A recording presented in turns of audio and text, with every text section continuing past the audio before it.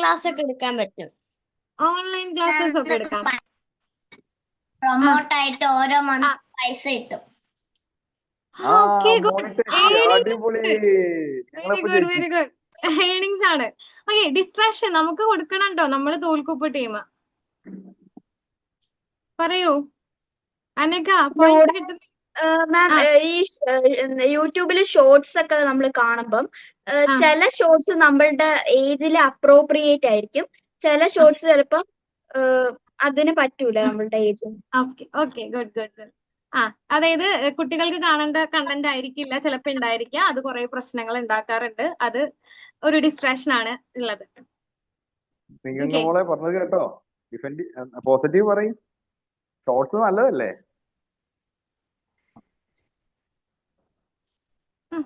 പറഞ്ഞോ നിഖിൽ. നിങ്ങൾ കുറെ പോയിന്റ്സ് ഒക്കെ എഴുതുന്നുണ്ടായിരുന്നു. ഹെൽപ്ഫുള്ള്. ഞങ്ങള് ജയിക്കുണ്ടോ?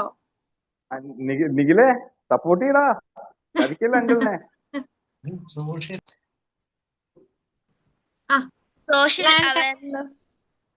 സോഷ്യൽ അവയർനെസ് കിട്ടും. Land tax.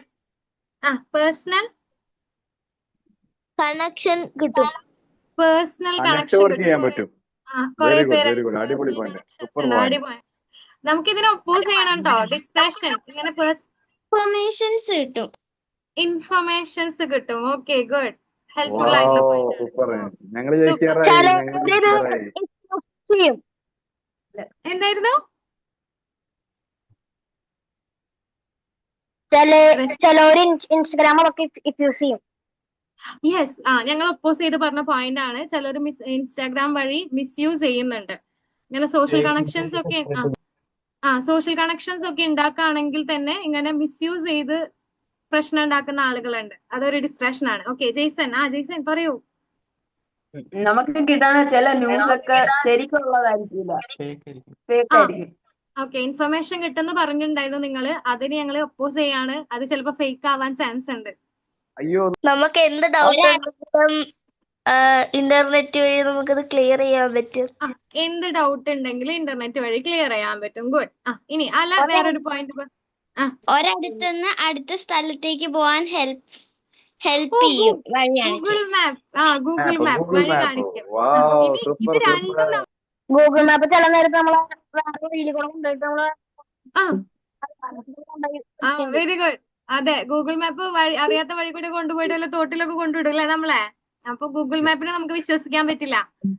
ഓക്കെ നമ്മൾ ചിലപ്പോ ഗൂഗിൾ പേ പൈസ അയച്ചു കൊടുക്കുമ്പോൾ ചിലപ്പോഴൊക്കെ ഒരു ഡിജിറ്റ് മാറിപ്പോയാ നമ്മളെ അയക്കണ പൈസ ഫുള്ളും പോയി. അങ്ങനെ അതെ ഗൂഗിൾ പേ നമ്മൾ ഇങ്ങനെ അറിയാത്തവർ യൂസ് ചെയ്യാന്ന് വെച്ചിട്ടുണ്ടെങ്കിൽ ഒരു ഡിജിറ്റ് ഒക്കെ പോയി കഴിഞ്ഞാൽ നമ്മുടെ പൈസ പോകുന്നതാണ്. അപ്പൊ അത് കുറച്ച് ബുദ്ധിമുട്ട് നമ്മുടെ ലൈഫിൽ ഉണ്ടാക്കും. ആപ്സ് ക്രിയേറ്റ് ചെയ്യുമ്പോ ഇൻസ്റ്റാൾ ചെയ്യുമ്പോ നമുക്ക് പൈസ കിട്ടും. Good good. മണി ഏണിംഗ് ആണ്.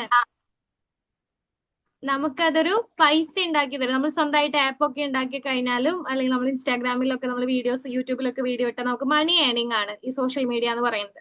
ഓക്കെ ഇനി യൂട്യൂബിൽ വീഡിയോ ഇടുമ്പോൾ ആരും കണ്ടില്ലെങ്കിൽ നമ്മൾക്ക് പൈസ കിട്ടൂല, നമ്മളെ ടൈം വേസ്റ്റും ആണ്.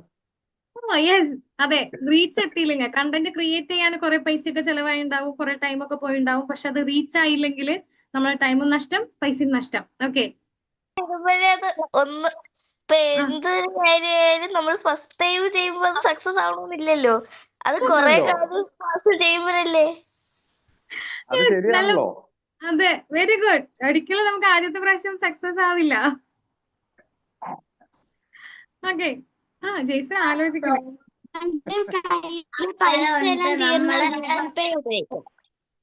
അടുത്തത് ആരോ പറഞ്ഞു പൈസ ആലിയാണോ? നമ്മുടെ കയ്യിൽ പൈസ തീർന്നാൽ ഗൂഗിൾ പേ വഴി ഉപയോഗിക്കാം.